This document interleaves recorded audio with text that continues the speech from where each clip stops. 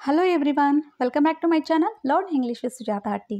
Dear KSET aspirant, ಈ ಒಂದು ಸೆಷನಲ್ಲಿ ನಾವು KSET ಜನರಲ್ ಪೇಪರ್ ಯೂನಿಟ್ 4 ಕಮ್ಯುನಿಕೇಷನನ್ನು ಡಿಸ್ಕಸ್ ಮಾಡ್ತಾ ಬಂದಿದ್ವಿ. ಇವತ್ತಿಗೆ ಇದು 13th ಸೀರೀಸ್ ಆಗಿರುತ್ತೆ ಅಲ್ವಾ, 13ನೇ ವಿಡಿಯೋ ಇದಾಗಿರುತ್ತೆ. ಸೊ ಯಾರೆಲ್ಲ ಫಸ್ಟ್ ಟೈಮ್ ನನ್ನ ಚಾನಲನ್ನು ನೋಡ್ತಾ ಇದ್ದೀರೋ, ಸೊ ಸೀರೀಸ್ 1ಇಂದ ಸ್ಟಾರ್ಟ್ ಮಾಡಿ ಕಮ್ಯುನಿಕೇಷನ್ ಪೇಪರ್ ನಿಮಗೆ ಕಂಪ್ಲೀಟಾಗಿ ಅರ್ಥ ಆಗ್ತಾ ಹೋಗುತ್ತೆ ಅಲ್ವಾ.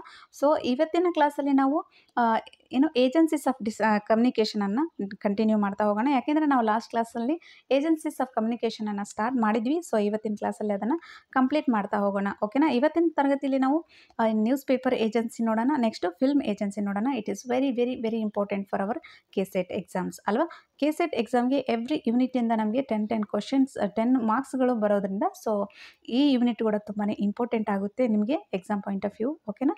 ಇವತ್ತಿನ ಕ್ಲಾಸಲ್ಲಿ ನಾವು ನ್ಯೂಸ್ ಪೇಪರ್ ಏಜೆನ್ಸಿ ಮತ್ತು ಫಿಲ್ಮ್ ಏಜೆನ್ಸಿಯನ್ನು ನೋಡಿಬಿಟ್ಟು ಸೊ ಇವತ್ತು ಕಮ್ಯುನಿಕೇಷನ್ ಪೇಪರ್ ಏನಾಗುತ್ತೆ ಕಂಪ್ಲೀಟ್ ಆಗುತ್ತೆ. ಓಕೆ. ಸುದ್ದಿ ಪತ್ರಿಕೆಗಳು, ನ್ಯೂಸ್ ಪೇಪರ್ಸ್ ಅಲ್ವಾ. ಈ ನ್ಯೂಸ್ ಪೇಪರ್ಸ್ ಅನ್ನೋದು ಸುದ್ದಿ ಪತ್ರಿಕೆಗಳು ಭಾರತದ ಮೊದಲ ಸುದ್ದಿ ಪತ್ರಿಕೆ ಅಂತ ಬಂತಂದರೆ so that is Bengal gazette ಅಲ್ವಾ. ಸೊ ಎಲ್ಲರಿಗೂ ಗೊತ್ತಿರೋ ಹಾಗೆ ಹಲವಾರು ಸಲ ನಾವು ಕಾಂಪಿಟೇಟಿವ್ ಎಕ್ಸಾಮ್ಸಲ್ಲಿ ನಾವು ನೋಡಿರ್ತಕ್ಕಂತಹ ಕ್ವಶನು, ಭಾರತದ ಮೊದಲ ಸುದ್ದಿ ಪತ್ರಿಕೆ ಯಾವುದಂತ ಕೇಳಿದರೆ ಅದು ಎಷ್ಟರಲ್ಲಿ ಎಸ್ಟಾಬ್ಲಿಷ್ ಆಯಿತು ಅಂತ ಕೂಡ ಕೇಳಿದರೆ ಅಲ್ವಾ, ಅದು ಯಾರಿಂದ ಎಸ್ಟಾಬ್ಲಿಷ್ ಆಯಿತು ಅಥವಾ ಅದರ ಸ್ಥಾಪಕ ಯಾರು ಅಂತ ಕೂಡ ಕೇಳಿದರೆ, ಸೊ ಈ ಭಾರತದ ಮೊದಲ ಸುದ್ದಿ ಪತ್ರಿಕೆ ಅಂದರೆ ದಟ್ ಈಸ್ ಬೆಂಗಾಲ್ ಗೆಜೆಟ್ 1780ಯಲ್ಲಿ ಅದೇನಾಗುತ್ತೆ ಸ್ಥಾಪನೆ ಆಗುತ್ತೆ. ಯಾರಿಂದ ಸ್ಥಾಪನೆ ಆಯಿತು ಅಂದರೆ ಸೊ ಜೇಮ್ಸ್ ಅಗಸ್ಟಸ್ ಅವರಿಂದ ಸ್ಥಾಪನೆ ಆಗಿದೆ. ಇದು ಸುಮಾರು ಸಲ ಕಾಂಪಿಟೇಟಿವ್ ಎಕ್ಸಾಮಲ್ಲಿ ಬಂದಿರತಕ್ಕಂತಹ ಕ್ವಶನ್ ಆಗಿದೆ. ಸೊ ಇದು ಜನರಲ್ ಪೇಪರ್ ಆಗಿರೋದ್ರಿಂದ ಈ ಕ್ವಶನ್ ನಾವು ತುಂಬಾ ಎಕ್ಸ್ಪೆಕ್ಟ್ ಮಾಡ್ಬೋದಾಗಿದೆ KSET ಅಲ್ವಾ. ಸೊ ಜೇಮ್ಸ್ ಅಗಸ್ಟನ್ ಅವರಿಂದ ಸ್ಥಾಪಿಸಲ್ಪಟ್ಟಿರ್ತಕ್ಕಂಥ ಈ ಬೆಂಗಾಲ್ ಗೆಜೆಟ್ ಅಲ್ವಾ ತುಂಬ ಅತ್ಯಂತ ಹಳೆಯದಾಗಿರ್ತಕ್ಕಂಥ ಅಥವಾ ಭಾರತದ ಮೊದಲ ಸುದ್ದಿ ಪತ್ರಿಕೆ ಆಗಿದೆ. ಪ್ರಸ್ತುತ ಈಗಲೂ ನಮಗೆ ಕ್ವಶನ್ ಬರ್ಬೋದು, ಪ್ರಸ್ತುತ ಈಗಲೂ ಮುದ್ರಣದಲ್ಲಿರ್ತಕ್ಕಂಥ ಏಷ್ಯಾದ ಅತ್ಯಂತ ಹಳೆಯ ಪತ್ರಿಕೆ ಯಾವುದು ಅಂತ ಕೇಳ್ಬೋದು ಅಲ್ವಾ. ಪ್ರಸ್ತುತ ಈಗಲೂ ಮುದ್ರಣದಲ್ಲಿ ಇರ್ತಕ್ಕಂತಹ ಏಷ್ಯಾದ ಅತ್ಯಂತ ಹಳೆಯ ಪತ್ರಿಕೆ ಯಾವುದಂದರೆ ದಟ್ ಈಸ್ ಗುಜರಾತಿ ಭಾಷೆಯಲ್ಲಿ ಪಬ್ಲಿಷ್ ಆಗ್ತಕ್ಕಂತಹ ಈ ಬಾಂಬೆ ಸಮಾಚಾರ. ಈ ಗುಜರಾತಿ ಭಾಷೆಯಲ್ಲಿ ಪತ್ರಿಕೆ ಏನಾಗಿದೆ ಅಂದರೆ ಪಬ್ಲಿಷ್ ಆಗಿರ್ತಕ್ಕಂಥದ್ದು. ಪ್ರಸ್ತುತ ದಿನಮಾನದಲ್ಲಿಯೂ ಸಹ ಇದನ್ನು ನಾವು ಪಬ್ಲಿಕೇಶನ್ಗೆ ಬರ್ತಕ್ಕಂತಹ ನ್ಯೂಸ್ ಪೇಪರ್ ಯಾವುದು ಅಂದರೆ ದಟ್ ಈಸ್ ಬಾಂಬೆ ಸಮಾಚಾರ. ಇದನ್ನು 1822ರಲ್ಲಿ ಆರಂಭ ಮಾಡಲಾಯಿತು. ನೋಡಿ, 1822ರಲ್ಲೇ ಆರಂಭ ಮಾಡಿರ್ತಕ್ಕಂತಹ ಈ ಬಾಂಬೆ ಸಮಾಚಾರ ಅನ್ನುವಂತಹ ಪತ್ರಿಕೆ ಪ್ರಸ್ತುತ ಈಗಲೂ ಏನಾಗ್ತಾ ಇದೆ ಅಂದರೆ ಇದು ಪ್ರಕಟಣೆಗೊಳ್ತಾ ಇದೆ, ಮುದ್ರಣಗೊಳ್ತಾ ಇದೆ. ಸೊ ಇದನ್ನು ನಾವು ಏಷ್ಯಾದ ಅತ್ಯಂತ ಹಳೆಯ ಪತ್ರಿಕೆ ಅಂತ ಹೇಳ್ಬೋದು. Okay, it is very important point.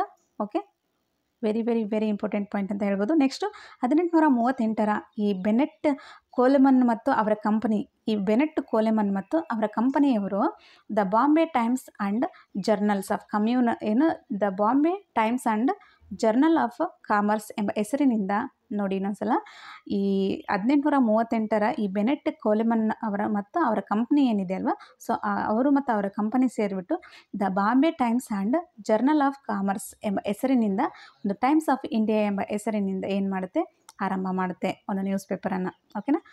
ಭಾರತೀಯ ಪತ್ರಿಕಾ ಪರಿಷತ್ತು ಎಲ್ಲಿದೆ ಅಂದರೆ ದಟ್ ಈಸ್ ನವದೆಹಲಿಯಲ್ಲಿದೆ. ಭಾರತೀಯ ಪತ್ರಿಕಾ ಪರಿಷತ್ತು ಎಲ್ಲಿ ಕಂಡುಬರುತ್ತೆ ಅಂದರೆ ಅದು ದೆಹಲಿಯಲ್ಲಿ ಕಂಡುಬರುತ್ತೆ. ನೆಕ್ಸ್ಟು ರಾಷ್ಟ್ರೀಯ ಪತ್ರಿಕಾ ದಿನವನ್ನು ಎಂದು ಆಚರಣೆ ಮಾಡ್ತೀವಿ ಅಂತ ಕೇಳ್ತಾರೆ. ಓಕೆ, ರಾಷ್ಟ್ರೀಯ ಪತ್ರಿಕಾ ದಿನವನ್ನು 16ನೇ ನವೆಂಬರಂದು ಆಚರಿಸಲಾಗುತ್ತೆ. ರಾಷ್ಟ್ರೀಯ ಪತ್ರಿಕಾ ದಿನವನ್ನು ಎಂದು ಆಚರಿಸಲಾಗುತ್ತೆ ಅಂದರೆ ನವೆಂಬರ್ 16ರಂದು ಆಚರಣೆ ಮಾಡ್ತೀವಿ ನಾವು. ಎವ್ರಿ ಇಯರ್ ನಾವು ಇದನ್ನು ಸೆಲೆಬ್ರೇಟ್ ಮಾಡ್ತೀವಿ. ಭಾರತದ ಪ್ರಥಮ ಬಹುಭಾಷಾ ಸುದ್ದಿ ಸಂಸ್ಥೆ ಆಗಿರ್ತಕ್ಕಂತಹ ಈ ಹಿಂದೂಸ್ತಾನ್ ಸಮಾಚಾರ, ನೋಡಿ, ಭಾರತದ ಪ್ರಥಮ ಬಹುಭಾಷಾ ಸುದ್ದಿ ಸಂಸ್ಥೆ ಯಾವುದು ಅಂದರೆ ದಟ್ ಈಸ್ ಹಿಂದೂಸ್ತಾನ್ ಸಮಾಚಾರ. ಭಾರತದ ಪ್ರಥಮ ಬಹುಭಾಷಾ ಸುದ್ದಿ ಸಂಸ್ಥೆ ಯಾವುದಂದರೆ ಹಿಂದೂಸ್ತಾನ್ ಸಮಾಚಾರ ಆಗಿದೆ. Okay, the Times of India ಹೆಚ್ಚು ಸರಬರಾಜಾಗ್ತಕ್ಕಂಥ ಆಂಗ್ಲ ದಿನಪತ್ರಿಕೆಯಾಗಿದೆ. ನೋಡಿ, it is also very important.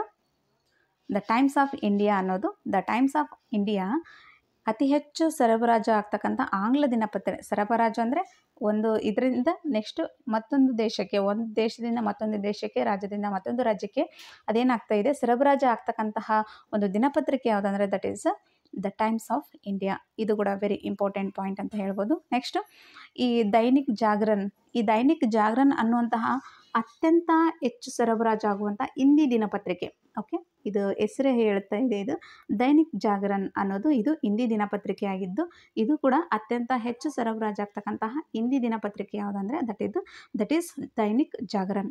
ಭಾರತದಲ್ಲಿ ಹಿಂದಿಯನ್ನು ಹೊರತುಪಡಿಸಿ ಈ ಮಲಯಾಳಂ ಮನೋರಮಾ ಎಂಬಂತಹ ದಿನಪತ್ರಿಕೆ ಇದೆ ಅಲ್ವಾ, ಹಿಂದಿಯನ್ನು ಹೊರತುಪಡಿಸಿದರೆ ಓಕೆ, ಭಾರತದಲ್ಲಿ ಹಿಂದಿಯನ್ನು ಹೊರತುಪಡಿಸಿದರೆ ಮಲಯಾಳ ಮನೋರಮಾ ಎಂಬಂತಹ ದಿನಪತ್ರಿಕೆ ಎಷ್ಟಾಗಿದೆ ಅಂದರೆ 97,60,000 ಜನರನ್ನು, ಹೆಚ್ಚು ಓದುಗರನ್ನು ಹೊಂದಿರತಕ್ಕಂತಹ ಈ ಪ್ರಾದೇಶಿಕ ದಿನಪತ್ರಿಕೆ ಯಾವುದು ಅಂದರೆ ದಟ್ ಈಸ್ ಮಲಯಾಳಂ ಮನೋರಮಾ. ನೋಡಿ, 97,60,000 ಏನು ಓದುಗರನ್ನು ಹೊಂದಿರತಕ್ಕಂತಹ ಪತ್ರಿಕೆ ಯಾವುದು ಅಂದರೆ ದಟ್ ಈಸ್ ಮಲಯಾಳಂ ಮನೋರಮಾ. ಅದಕ್ಕೂ ಮುಂಚೆ ಈ ಹಿಂದಿ ಪತ್ರಿಕೆ ಅಲ್ವಾ, ಅತಿ ಹೆಚ್ಚು ಓದುಗರನ್ನು ಹೊಂದಿರತಕ್ಕಂತಹ ದಿನಪತ್ರಿಕೆ ಯಾವುದಂದರೆ ಅದು ಹಿಂದಿ ಪತ್ರಿಕೆ.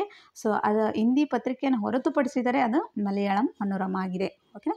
ಈ ಭಾರತದಲ್ಲಿ ಅತಿ ಹೆಚ್ಚು ಜನಸಂಖ್ಯೆಯ ದಿನಪತ್ರಿಕೆಗಳು ಪ್ರಕಟಗೊಳ್ಳುವುದು ಉತ್ತರ ಪ್ರದೇಶ. ಇದು ಏನು ನೆಟ್ಟಲ್ಲಿ ಕ್ವಶನ್ ಆಗಿರ್ತಕ್ಕಂತಹ ಕ್ವಶನ್ ಇದು. ಹೇಗೆ ಅಂದರೆ ನಮ್ಮ ಭಾರತದಲ್ಲಿ ಅತಿ ಹೆಚ್ಚು ಸಂಖ್ಯೆಯ ದಿನಪತ್ರಿಕೆಗಳು ಪ್ರಕಟ ಆಗ್ತಕ್ಕಂತಹ ಏನು ರಾಜ್ಯ ಯಾವುದು, ಪ್ರಕಟಗೊಳ್ಳುವಂತಹ ರಾಜ್ಯ ಯಾವುದು ಅಂದರೆ ದಟ್ ಈಸ್ ಉತ್ತರ ಪ್ರದೇಶ. ನೋಡಿ, ಅತಿ ಹೆಚ್ಚು ಸಂಖ್ಯೆ ದಿನಪತ್ರಿಕೆಗಳು ಓದ್ತಕ್ಕಂತಹ ಜನರು ಸಹ ಎಲ್ಲಿದ್ದಾರೆ ಅಂದರೆ ದಟ್ ಈಸ್ ಉತ್ತರ ಪ್ರದೇಶದಲ್ಲಿ ಕಂಡುಬರ್ತಾರೆ. ಓಕೆ, ಜಗತ್ತಿನ ಅತಿ ಹೆಚ್ಚು ಸರಬರಾಜು ಆಗುತ್ತಿರುವಂತಹ 2 ಪ್ರಮುಖ ದಿನಪತ್ರಿಕೆಗಳು ಅಂದರೆ ಅದು ಜಪಾನ್ನಲ್ಲಿ ಕಂಡುಬರ್ತಕ್ಕಂತಹ 2 ದಿನಪತ್ರಿಕೆಗಳು. ಓಕೆನಾ.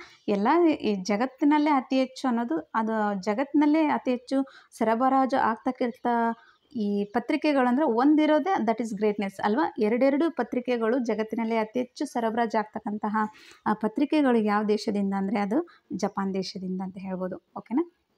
ನೆಕ್ಸ್ಟ್, ಕರ್ನಾಟಕದಲ್ಲಿ ವಿಜಯ ಕರ್ನಾಟಕ ದಿನಪತ್ರಿಕೆ ಏನಿದೆ ಅಲ್ವಾ, ನಾವು ಓದ್ತಾ ಇರ್ತಕ್ಕಂಥ ಈ ವಿಜಯ ಕರ್ನಾಟಕ ದಿನಪತ್ರಿಕೆಯು 57,01,000 ಓದುಗರನ್ನು ಹೊಂದಿದೆ.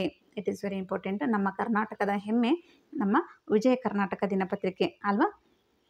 ಇದು ಕರ್ನಾಟಕದಲ್ಲಿ ವಿಜಯ ಕರ್ನಾಟಕ ದಿನಪತ್ರಿಕೆ 57,01,000 ಓದುಗರನ್ನು ಹೊಂದಿ ಮೊದಲ ಸ್ಥಾನದಲ್ಲಿ ಕಂಡುಬರುತ್ತೆ. ಭಾರತದಲ್ಲಿ ಪ್ರಸ್ತುತ 70,000ಕ್ಕೂ ಹೆಚ್ಚು ದಿನಪತ್ರಿಕೆಗಳನ್ನು ನಾವು ಕಾಣ್ತೀವಿ. 70,000ಕ್ಕೂ ಹೆಚ್ಚು ದಿನಪತ್ರಿಕೆಗಳು ನಮ್ಮ ಭಾರತದಲ್ಲಿ ಪ್ರಸ್ತುತ ಪ್ರಚಲಿತದಲ್ಲಿವೆ. ಓಕೆನಾ. ನೆಕ್ಸ್ಟ್, ಫೋಟೋ ಕ್ರಾಫ್ಟಿಂಗ್ ಅಂದರೆ ಏನಂತ ಕೇಳ್ತಾರೆ. ಸೊ ಫೋಟೋ ಕ್ರಾಫ್ಟಿಂಗ್ ಅಂದರೆ ಪ್ರಕಟಣೆಗಾಗಿ ಒಂದು ಫೋಟೋವನ್ನು ಕತ್ತರಿಸುವುದರ ಮೂಲಕ, ನೋಡಿ ಈ ನ್ಯೂಸ್ ಪೇಪರಲ್ಲಿ ನಾವು ಒಂದು ಫೋಟೋವನ್ನು ನಾವು ಕಟ್ ಮಾಡಿ ಟ್ರಿಮ್ ಮಾಡಿ ಏನು ಮಾಡ್ತೀವಿ, ನಾವು ಅದನ್ನು ಪಬ್ಲಿಷ್ ಮಾಡಲಿಕ್ಕೆ ಅಂತೇಳಿ ನ್ಯೂಸ್ ಪೇಪರಲ್ಲಿ ಹಾಕ್ಲಿಕ್ಕೆ ರೆಡಿ ಮಾಡ್ತಕ್ಕಂತಹ ಒಂದು ತಾಂತ್ರಿಕವಾಗಿರ್ತಕ್ಕಂತಹ ಫೋಟೋ ಕ್ರಾಫ್ಟಿಂಗನ್ನು ನಾವು ಫೋಟೋ ಕ್ರಾಫ್ಟಿಂಗ್ ಅಂತ ಕರಿತೀವಿ. ಓಕೆ, ನೋಡಿ ಇನ್ನೊಂದ್ಸಲ, ಪ್ರಕಟಣೆಗಾಗಿ ಒಂದು ಫೋಟೋವನ್ನು ಕತ್ತರಿಸುವುದರ ಮೂಲಕ ಹೊಂದಾಣಿಕೆ ಮಾಡುವುದನ್ನು ತಾಂತ್ರಿಕವಾಗಿ ನಾವು ಫೋಟೋ ಕ್ರಾಫ್ಟಿಂಗ್ ಅಂತ ಕರಿತೀವಿ. Okay. Next, cinema agency. It is also very important. Cinema agency ಮೇಲೆ ಸಹ ನಮಗೆ ಕ್ವಶನ್ಗಳನ್ನು ನಾವು ನೋಡಬಹುದು ಅಲ್ವಾ. ಸೊ ಸಿನಿಮಾ ಏಜೆನ್ಸಿ ಅಂತ ಬಂದರೆ, ಸೊ ಮರಾಠಿ ಭಾಷೆಯಲ್ಲಿ ತಯಾರಿಸಿದಂಥ ಒಂದು ಮೂಕ ಚಿತ್ರ ಯಾವುದಂದರೆ ಅದು ರಾಜ ಹರಿಶ್ಚಂದ್ರ. ನೋಡಿ, ಮರಾಠಿ ಭಾಷೆಯಲ್ಲಿ ತಯಾರಿಸಿದ ಮೂಕ ಚಲನಚಿತ್ರ ಯಾವುದು ಅಂದರೆ ದಟ್ ಈಸ್ ರಾಜ ಹರಿಶ್ಚಂದ್ರ. ಇದು ಭಾರತದ ಮೊದಲ ಚಲನಚಿತ್ರವಾಗಿದೆ. ನೆಕ್ಸ್ಟು, ಭಾರತದಲ್ಲಿ ಮೂಕ ಚಲನಚಿತ್ರದ ಪ್ರವರ್ತಕ ಯಾರು ಅಂತ ಕೇಳ್ತಾರೆ ಕ್ವಶನ್ನು ಅಲ್ವಾ. ಸೊ ಅದಕ್ಕೆ ನಾವು ದಾದಾ ಸಾಹೇಬ್ ಫಾಲ್ಕೆರವರನ್ನು ಈ ಸಿನಿಮಾ ಇಂಡಸ್ಟ್ರಿಯಲ್ಲಿ ನಾವು ಕೊಡ್ತಕ್ಕಂಥ ಅತ್ಯಂತ ಗೌರವಾನ್ವಿತ ಪ್ರಶಸ್ತಿಗೆ ಇಟ್ಟಿರ್ತಕ್ಕಂಥ ಹೆಸರೇ ಈ ದಾದಾ ಸಾಹೇಬ್ ಫಾಲ್ಕೆ ಪ್ರಶಸ್ತಿ ಅಲ್ವಾ. ಭಾರತದಲ್ಲಿ ಮೂಕ ಚಲನಚಿತ್ರದ ಪ್ರವರ್ತಕ ಯಾರಂತ ಕ್ವಶನ್ ಕೇಳಿದ್ರೆ ದಟ್ ಈಸ್ ದಾದಾ ಸಾಹೇಬ್ ಫಾಲ್ಕೆರವರು. ಓಕೆ, ಸಿನಿಮಾಗಳಿಗೆ ಈ ಪ್ರಮಾಣೀಕರಣ ನೀಡುವಂತಹ ಸಂಸ್ಥೆ ಯಾವುದಂತ ಕೇಳ್ಬೋದು. ಯಾವುದು? ಸಿನಿಮಾಗಳಿಗೆ ಒಂದು ಪ್ರಾಮಾಣೀಕರಣ ನೀಡ್ತಕ್ಕಂತಹ ಸಂಸ್ಥೆ ಯಾವುದು ಅಂದರೆ CBFC ಅಂದರೆ central board of film certification. ಈ ಸಂಸ್ಥೆದವ್ರು ಏನು ಮಾಡ್ತಾರೆ, ಫಿಲಮ್ ಬಿಡುಗಡೆ ಆದ ನಂತರ ಆ ಫಿಲಮ್ದಲ್ಲಿರ್ತಕ್ಕಂತಹ ಕ್ವಾಲಿಟಿ ಅಥವಾ ಗುಣಮಟ್ಟವನ್ನು ಅಳೆದು ಅಲ್ವಾ, ಅದಕ್ಕೆ ಸರಿಯಾದ ಪ್ರಾಮಾಣೀಕರಣವನ್ನು ನೀಡ್ತಕ್ಕಂತಹ ಸಂಸ್ಥೆ ಯಾವುದು ಅಂದರೆ that is CBFC, central board of film certification ಅಂತೇಳಿ. ಓಕೆ, 1931ರಲ್ಲಿ ಅರ್ದೇಶೀರ್ ಇರಾನಿಯವರು, ನೋಡಿ ಇಟ್ ಈಸ್ ವೆರಿ ಇಂಪಾರ್ಟೆಂಟ್. ನೋಡಿ, 1931ರಲ್ಲಿ ಅರ್ದೇಶೀರ್ ಇರಾನಿರವರು ಆಲಮ್ ಅರಾ, ಇಂಪಾರ್ಟೆಂಟ್ ಆಗುತ್ತೆ ಈ ಪಾಯಿಂಟು, ಆಲಮ್ ಅರಾ ಎಂಬ ಸಿನಿಮಾವನ್ನು ರಚನೆ ಮಾಡ್ತಾರೆ. ಸೊ ಇದು ಭಾರತದ ಮೊದಲ ಟಾಕಿಂಗ್ ಫಿಲ್ಮ್ ಆಗಿದೆ. ಯಾವುದು? ಆಲಮ್ ಅರಾ. ಆಲಂ ಅರ ಫಿಲ್ಮನ್ನು ಯಾರು ಡೈರೆಕ್ಟ್ ಮಾಡಿದ್ರು ಅಥವಾ ರಚಿಸ್ತಿದ್ರು ಅಂದರೆ ದಟ್ ಈಸ್ ಇರಾನಿ ಇರಾನಿ ಅರ್ದೇಶೀರ್ ಇರಾನಿಯವರು ಮಾಡಿರ್ತಕ್ಕಂಥ ಆಲಂ ಅರ ಸಿನಿಮಾವನ್ನು ಓಕೆ. ಈ ಸಿನಿಮಾ ಏನಾಗಿದೆ ಅಂದರೆ ಇದು ಭಾರತದ ಮೊದಲ ಟಾಕಿಂಗ್ ಫಿಲ್ಮ್ ಆಗಿದೆ. ಅವಾಗೆಲ್ಲ ನಮಗೆ ಫಸ್ಟು ಮೂಕ ಚಲನಚಿತ್ರಗಳು ಕಾಣಿಸ್ತಿಗ್ತಾ ಇದ್ದು. ಸೊ ಅದಾದ ಮೂಕ ಚಲನಚಿತ್ರದ ನಂತರ ಬಂದಿದ್ದೆ ಟಾಕಿಂಗ್ ಫಿಲ್ಮ್, ಮಾತನಾಡ್ತಕ್ಕಂತಹ ಸಿನಿಮಾಗಳು ಬರ್ತವೆ. ಆ ಮೊದಲ ಮಾತನಾಡ್ತಕ್ಕಂತಹ ಸಿನಿಮಾ ಯಾವುದಂದರೆ ಆಲಂ ಅರ. ಓಕೆ. ಈ ಆಂಧ್ರ ಪ್ರದೇಶದ ಚಿತ್ತೋರ ವಿ ನಾಗಯ್ಯರವರು ಭಾರತದ ಮೊದಲ ಬಹುಭಾಷಾ ಸಿನಿಮಾದ ಆ್ಯಕ್ಟರ್ ಆದರು, ಸಿಂಗರ್ ಆದರು, ಮ್ಯೂಸಿಕ್ ಆದರು, ನೆಕ್ಸ್ಟ್ ಕಂಪೋಸರ್ ಆದರು, ಪ್ರೊಡ್ಯೂಸರ್ ಹಾಗೂ ಡೈರೆಕ್ಟರ್ ಆಗಿ ಸಹ ಏನು ಮಾಡ್ತಾರೆ, ಕಾರ್ಯವನ್ನು ನಿರ್ವಹಿಸ್ತಾರೆ. ಯಾರು ಇವರು ಭಾಳ ಇಂಪಾರ್ಟೆಂಟ್ ಆಗ್ತಾರೆ. ಆಂಧ್ರ ಪ್ರದೇಶದ ಚಿತ್ತೋರ್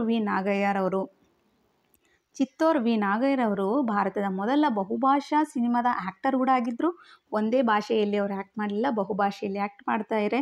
ಆ್ಯಕ್ಟರ್ ಆಗಿ, ಸಿಂಗರ್ ಆಗಿ, ಮ್ಯೂಸಿಷಿಯನ್ ಆಗಿ, ಕಂಪೋಸರ್ ಆಗಿ, ಓಕೆ, ಪ್ರೊಡ್ಯೂಸರ್ ಆಗಿ ಮತ್ತು ಡೈರೆಕ್ಟರ್ ಆಗಿ ಸಹ ಕಾರ್ಯನಿರ್ವಹಿಸ್ತಕ್ಕಂಥ ಮೊದಲ ವ್ಯಕ್ತಿ ಯಾರಪ್ಪ ಅಂದರೆ ಅದು ಆಂಧ್ರ ಪ್ರದೇಶದ ಚಿತ್ತೋರ್ ವಿ ನಾಗಯ್ಯರವರು. ಓಕೆನಾ. ಚಿತ್ತೋರ ವಿ ನಾಗಯ್ಯರವರು ಭಾರತದ ಮಾಧ್ಯಮದ ಇಪಾಲ್ ಮುನಿ ಎಂದು ಕೂಡ ಕರೆಯುತ್ತಾರೆ. ಇವರನ್ನು ಚಿತ್ತೋರ್ ವಿ ನಾಗಯ್ಯರವರನ್ನು ಓಕೆ ಭಾರತೀಯ ಮಾಧ್ಯಮದ ಪಾಲ್ ಮುನಿ ಎಂದು ಕೂಡ ಕರೆದ್ರಂತೆ. ಸೊ ಭಾರತದಲ್ಲಿ ಪ್ರಸ್ತುತ ವರ್ಷಕ್ಕೆ 1,000 ಚಲನಚಿತ್ರಗಳು ತಯಾರಾಗ್ತವೆ. ಅಂದರೆ ಪ್ರತಿ ವರ್ಷಕ್ಕೆ 1,000 ಚಲನಚಿತ್ರಗಳು ಇತ್ತೀಚೆಗೆ ನಾವು ಕಾಣಬಹುದು. ಇದರಿಂದ ಭಾರತವು world's largest producer of films ಎಂದು ಸಹ ಹೆಸರುವಾಸಿಯಾಗಿದೆ. ನಮ್ಮ Bharat world's largest producer of films ಎಂದು ಸಹ ಹೆಸರುವಾಸಿಯಾಗಿರ್ತಕ್ಕಂಥದ್ದು. ಭಾರತೀಯ ಸಿನಿಮಾಗಳಲ್ಲಿ ಹಲವಾರು ಪ್ರಕಾರಗಳನ್ನು ನೋಡ್ಬೋದು. ಮುಖ್ಯವಾಗಿ ನಾವು ಮಸಾಲಾ ಸಿನಿಮಾ ಮತ್ತು parallel cinema. Okay. So masala cinema, parallel cinema ಅಂತ ಹೇಳಿದೆ. ಸೊ ಮಸಾಲಾ ಸಿನಿಮಾ ಅಂದರೆ ಯಾವ ರೀತಿ ಇರುತ್ತೆ? ಮಸಾಲಾ ಸಿನಿಮಾ ಅಂದರೆ ಆ್ಯಕ್ಷನ್ ಇರುತ್ತೆ, ಕಾಮಿಡಿ ಇರುತ್ತೆ, ನೆಕ್ಸ್ಟು ಡ್ರಾಮಾ ಇರುತ್ತೆ, ರೊಮ್ಯಾನ್ಸ್ ಇರುತ್ತೆ. ಈ ಥರದ ಎಲ್ಲ ಮಿಶ್ರಣಗಳನ್ನು ಹೊಂದಿರತಕ್ಕಂತಹ ಈ ಚಲನಚಿತ್ರಗಳಿಗೆ ನಾವು ಮಸಾಲಾ ಸಿನಿಮಾ ಅಂತ ಕರಿತೀವಿ ಅಲ್ವಾ. ಸೊ ಪ್ಯಾರಲಲ್ ಸಿನಿಮಾ ಅಂದರೆ ಏನು? ವಾಸ್ತವಿಕ ನೆಲೆಗಟ್ಟಿನ ಮೇಲೆ ರೂಪಿತ ಆಗಿರ್ತಕ್ಕಂತಹ ಒಂದು ಸಿನಿಮಾ. ಇದು ಸಾಮಾಜಿಕ, ರಾಜಕೀಯ, ಪ್ರಸ್ತುತ ವಿದ್ಯಮಾನಗಳನ್ನು ಪ್ರತಿನಿಧಿಸ್ತಕ್ಕಂತಹ ಈ ವರ್ತಮಾನದ ಚಲನಚಿತ್ರಗಳಿಗೆ ನಾವು ಅಲ್ವಾ ಆರ್ಟ್ ಸಿನಿಮಾ ಅಥವಾ ಈ ಪ್ಯಾರಲಲ್ ಸಿನಿಮಾ ಅಂತ ಕರಿತೀವಿ. Okay. I hope you understand this. Okay. ಮುಖ್ಯವಾಗಿ ನಾನು ಹೇಳ್ತಕ್ಕಂಥದ್ದು ಇವತ್ತಿಗೆ ನಾನು ಕಂಪ್ಲೀಟಾಗಿ ಕಮ್ಯುನಿಕೇಷನ್ ಪೇಪರನ್ನು ಮುಗಿತಾ ಬಂದಿದೆ. So this is all about today's class. Okay. So ಕಂಪ್ಲೀಟಾಗಿ ನಿಮಗೆ ಕಮ್ಯುನಿಕೇಷನ್ ಪೇಪರದ ಇನ್ಫಾರ್ಮೇಷನನ್ನು ಕೊಡ್ತಾ ಬಂದಿದ್ದೀನಿ. ಸೊ ನಾನು ಕಮ್ಯುನಿಕೇಷನ್ ಪೇಪರ್ ಮಾಡಲಿಕ್ಕೆ ರೆಫರೆನ್ಸ್ ಮಾಡಿರ್ತಕ್ಕಂತಹ ಬುಕ್ಸ್ ಬಗ್ಗೆ ಒಂದಷ್ಟು ಮಾಹಿತಿಯನ್ನು ಕೊಡಲಿಕ್ಕೆ ಇಷ್ಟಪಡ್ತೀನಿ. ಸೊ ಕೆಸೆಟ್ ನೆಕ್ಸ್ಟ್ ಮಾರ್ಗದರ್ಶಿ ಆಗಿರ್ತಕ್ಕಂತಹ ದಾನಯ್ಯ ಜಿ ಕೌಟಗಿಮಠ ಅವರ ಪೇಪರ್ ಒನ್ ಪತ್ರಿಕೆ. ಓಕೆ. ದಾನಯ್ಯ ಜಿ ಕೌಟಗಿಮಠ ಅವರು ಬರೆದಿರ್ತಕ್ಕಂತಹ ಓಕೆ ದಾನಯ್ಯ ಸರ್ ಅವರು ಬರೆದಿರ್ತಕ್ಕಂತಹ ಪುಸ್ತಕ ಯಾವುದು ಅಂದರೆ ದಟ್ ಈಸ್ ಜನರಲ್ ಪೇಪರ್ಗೆ ಅಂತ ಕೆಸೆಟ್ ನೆಟ್ ಪೇಪರ್ ಒನ್ ಅಂತಲೇ ಬರೆದಿದ್ದಾರೆ ಅವರು. ಆಥರ್ ನೇಮ್ ಅಂದರೆ Danayya G Koutagimath. Next KSET NET ಸಾಮಾನ್ಯ ಪತ್ರಿಕೆ 1. So doctor Prakash D Badger sir ಅವರು ಬರೆದಿರ್ತಕ್ಕಂತಹ ಬುಕ್ಕನ್ನು ಕೂಡ ನಾನು ರೆಫರ್ ಮಾಡಿದ್ದೀನಿ. ನೆಕ್ಸ್ಟು ಈ ಚಾಣಕ್ಯ ಕರಿಯರ್ ಅಕಾಡೆಮಿಯಿಂದ ಬಿಡುಗಡೆ ಆಗಿರ್ತಕ್ಕಂತಹ ಬುಕ್ಕು ಪೇಪರ್ ಒನ್ಗೆ. ಸೊ ಮಧುಮತಿ ಮೆಡ್ಲೇರಿ ಮತ್ತು ಗುರುರಾಜ್ ಬುಲ್ಬುಲಿ ಅವರು ಸೇರಿಬಿಟ್ಟು ಮಾಡಿರ್ತಕ್ಕಂತಹ ಈ KSET paper one Chanakya career ಅಕಾಡೆಮಿಯಿಂದ. ಸೊ ಈ 3 ಬುಕ್ಸ್ಗಳನ್ನ ನಾನು ರೆಫರ್ ಮಾಡಿಬಿಟ್ಟು ಏನು ಮಾಡಿದ್ದೀನಿ, ಈ ಕಮ್ಯುನಿಕೇಷನ್ ಪೇಪರನ್ನು ಕಂಪ್ಲೀಟಾಗಿ ಸೀರೀಸ್ 1ಇಂದ ನಾನು ಕಂಪ್ಲೀಟಾಗಿ ಕ್ಲಾಸಸನ್ನು ಕೊಡ್ತಾ ಬಂದಿದ್ದೀನಿ. ಸೊ ಇದರಲ್ಲಿ ನಿಮಗೆ ಯಾವುದಾದ್ರೂ ಡೌಟ್ ಇದ್ದರೆ ಕಮ್ಯುನಿಕೇಷನ್ ಪೇಪರ್ ನನ್ನ ಏನು ಒಂದು ಪ್ಲೇ ಲಿಸ್ಟ್ ಮಾಡಿದ್ದೀನಲ್ವ ಕಮ್ಯುನಿಕೇಷನ್ಗೆ, ಸೊ ಅದರಲ್ಲಿ ಏನಾದರೂ ಡೌಟ್ಸ್ ಇದ್ದರೆ ಸೊ ನನಗೆ ಕಮೆಂಟ್ ಮೂಲಕ ತಿಳಿಸ್ತಾ ಬನ್ನಿ. ಐ ಹೋಪ್ ಕಮ್ಯುನಿಕೇಷನ್ ಪೇಪರ್ ನಿಮಗೆ ಚೆನ್ನಾಗಿ ಕೊಟ್ಟಿದ್ದೀನಿ ಇನ್ಫಾರ್ಮೇಷನ್ ಅಂತ ನನ್ನ ಭಾವನೆ. ಸೊ ಏನಾದರೂ ಇದ್ದರೆ ನನಗೆ ಕಮೆಂಟ್ ಮೂಲಕ ತಿಳಿಸ್ತಾ ಬನ್ನಿ. Thank you so much.